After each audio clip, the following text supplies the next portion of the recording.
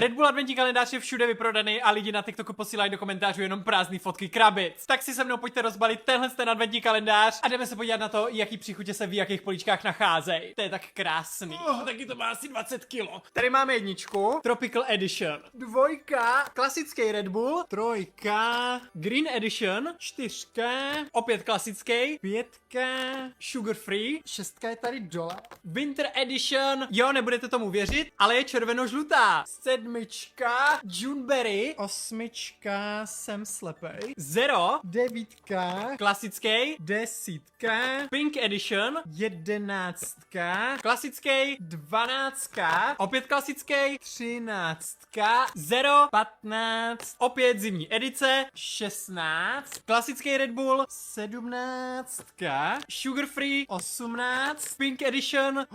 Já neotevřel 14. Tropický 19, klasický 20, Juneberry 21, Blue Edition 22, opět Green Edition 23, další Blue Edition a 24, klasický. Jako mohla být 24 třeba ten půl litrovej, ať máme energii na ten vánoční klid. A já ještě jednou děkuji Red Bullu za tenhle ten PR balíček.